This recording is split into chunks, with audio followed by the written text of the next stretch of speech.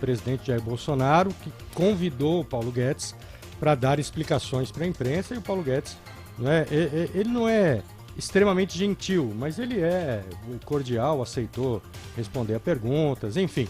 Mas ele fez uma explanação, explicou o porquê, o que aconteceu, e no final ele carimba dizendo que não gosta de furar-teto, mas que não tem outro jeito.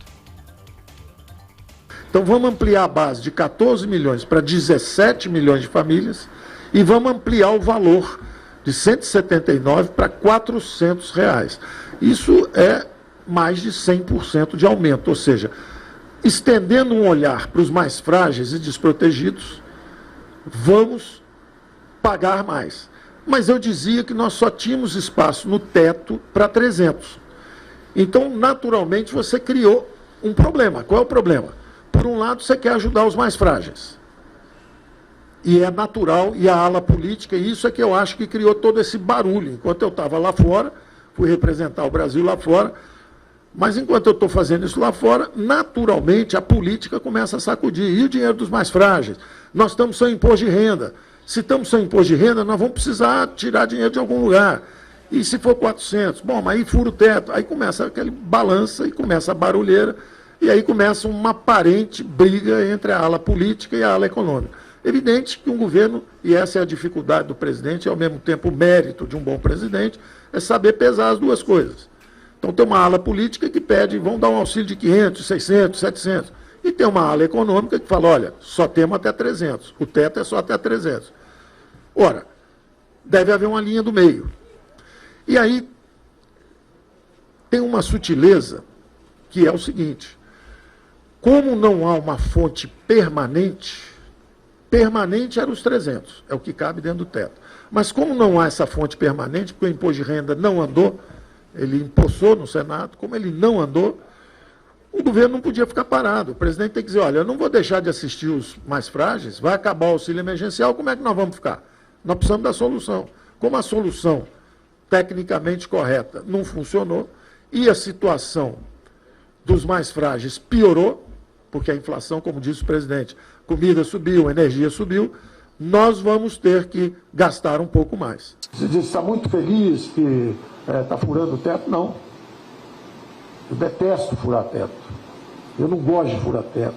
Tudo isso é verdade. Agora, nós não estamos aí só para tirar 10 no fiscal. Nós somos um governo dos que menos gastaram, dos que mais gastaram, mas dos que menos impactaram a dívida.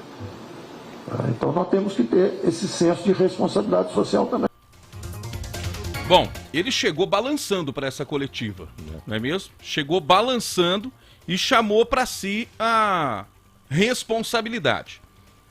E está garantindo aí esse pagamento do auxílio. De que forma, economicamente, isso vai balançar, vai mexer com o país, é o que a gente vai ver. Porque há muitos críticos, né? Aqueles que são favoráveis ao teto, ou seja, uma responsabilidade fiscal, acreditam que isso sai do controle das despesas públicas, tira o controle das despesas públicas e aí perde-se a mão no que diz respeito a juros altos, a inflação, que já bateu 2 dígitos, e perde-se também a confiança de investidores, né? Então, o teto de gastos é um ato de responsabilidade fiscal, de equilíbrio das contas públicas. A partir do momento que você fura isso, que você sai desse comportamento, você coloca a situação econômica do país em risco. Agora, uma coisa é fazer isso, ô Nando, com o país em suas bases estabilizado. Outra coisa é num momento conturbado em que até parece que o governo está perdido, vai improvisando situações.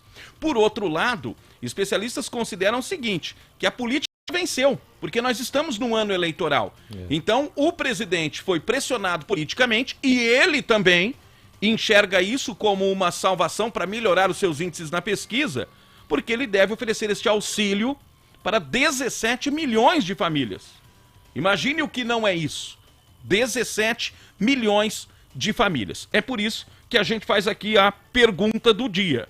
Ao furar o teto, de que forma age o governo federal no seu entendimento? Com pretensão eleitoral, com irresponsabilidade fiscal ou de fato está agindo com o coração pensando nos mais pobres. Só uma explicação rapidinho, ô Lincoln. O que mais assusta nesse momento, ainda com falta de outras informações, então neste momento o que mais assusta é o seguinte: essa coletiva, essa entrevista foi dada um dia depois de ser aprovada na Câmara a PEC que muda a questão dos precatórios. O que é precatório? O governo deve para algumas pessoas, ou por ação judicial, ou por pensão, etc. Deve para gente comum, empresas, empresários. E pessoas que morrem esperando, porque o governo vai sempre jogando para frente esse pagamento. Esperam há décadas para receber. Então, o que contempla essa PEC, né?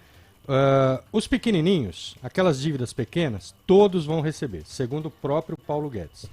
Quem não vai receber agora são os grandes, né? A que o governo é devedor, né? Então, os grandes, eles não vão receber nesse primeiro momento. Então, o governo não vai precisar dispor de uma grana alta nesse momento para pagar os grandes. Como é que eles vão pagar os grandes?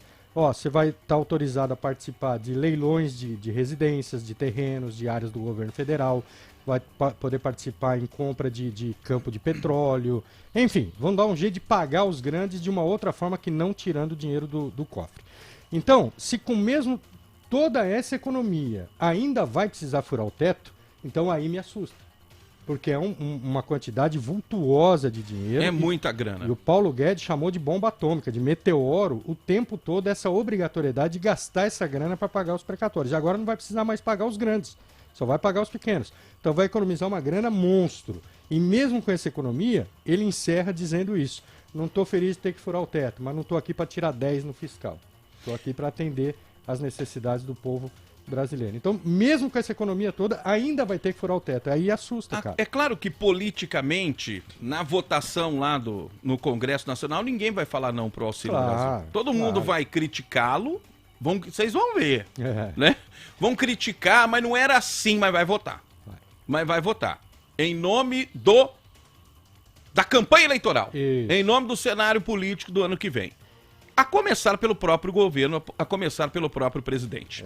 São 7h19, Voz Metropolitana, num oferecimento de J-Log Transportes, o caminho certo para a sua carga.